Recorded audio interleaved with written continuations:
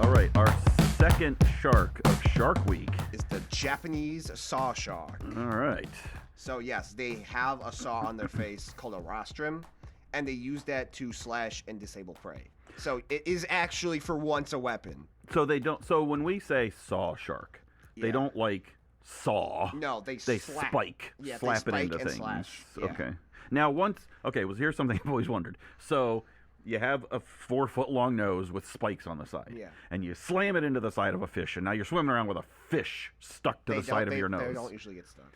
Okay, so they stab it. Yeah. So more like a dagger. Yeah. And they stab it and then withdraw. A bunch of daggers on Okay. a rostrum, and they slap. So they whack it, stab it, and withdraw. Yeah. And now it's dead, and they can go eat it. And they have a mouth on the underside like a ray. Okay. Because rays are very closely related to sharks. Okay. They're like all in the same group. Okay. So, yeah. I always wondered that. Like, what do they Yeah. just end up? Do they go, hey Chuck, can you get this off of here for me? Yeah. Because I just killed it, and now it's I need to put it in the fridge. Yeah.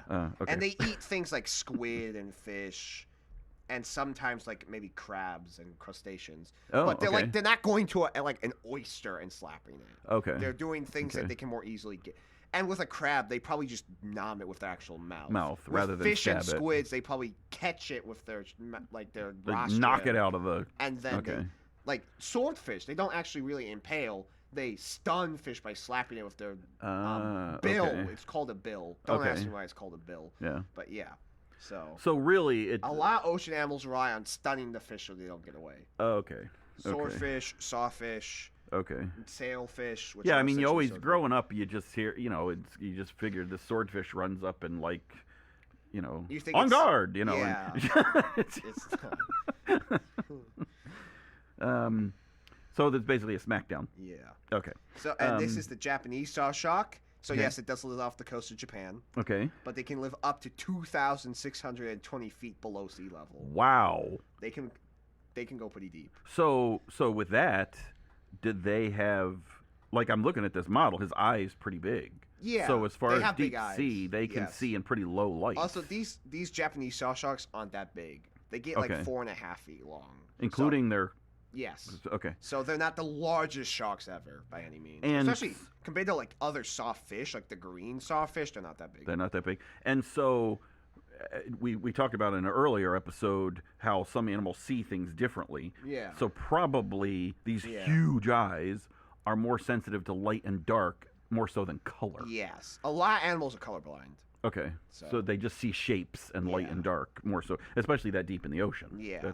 So that deep, they'd probably be finding more squid type things. Yes. Okay. Unfortunately, that also means they end up getting caught as bycatch by ocean trawlers. Uh, Basically, okay. to catch as much fish as we can, we just drag a net along the bottom of the ocean. Right. And as you can guess, we kill a lot of things that we don't want to We kill. scoop up a lot of Yeah, stuff. and a lot of that yeah. stuff dies because it gets tangled up, or it's out of the water too long, or Okay. even if some creatures, not this one, but some creatures, if they can't swim, they suffocate.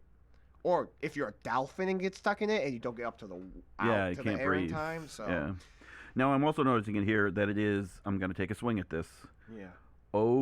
Ovoviparous. That's the eggs hatching in the womb and then the baby's being born. So no little bully big brother that devours. Well, its they do the siblings. same. Well, sand tiger sharks do that, but they also have the inter cannibalism. Well, because this one says it can give birth to around Yeah. 12 pups, since Yeah. they don't have. Interuterine cannibalism. Okay. Okay. But both sand tiger sharks and Japanese saw sharks are oviparous, okay. or oviparous. Okay. But only sand tiger sharks have interuterine cannibalism. I gotcha. Okay. Yeah.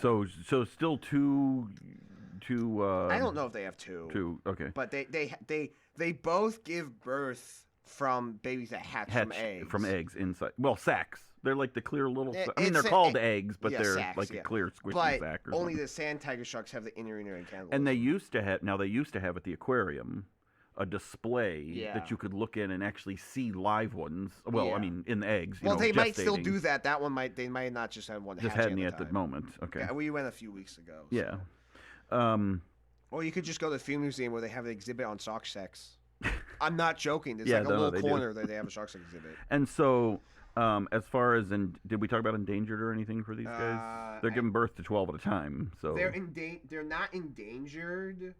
but they're not in great But shape. anything in the ocean is at threat from like giant fishing boats. Fishing boats So, and stuff. Okay. And this is this a This is a Wild Wild Republic Republic? mini. Okay. Their toys are not as good as their plushies. Okay. I say the big two are Safari with toys Okay. and Wild Republic with stuffed animals. Stuffed animals. Okay. But All right. but Wild Republic's minis, they're a mixed bag. I would But this say. one reasonably accurate. it's fine. Pretty accurate. Yeah. Okay. And I'm trying to think of any other brands. For dinosaurs, PSNO is amazing. Okay. They're like $40 to $60 figures, but they're really good. Up on the latest research and Yes. detailed and Yes. accurate. Okay. And then like Papo, mixed bag, Collecta, not great, but they have a lot of really obscure creatures, and okay. their modern animals are fine. Their prehistorics are a mixed bag, Okay. but their modern animals are fine.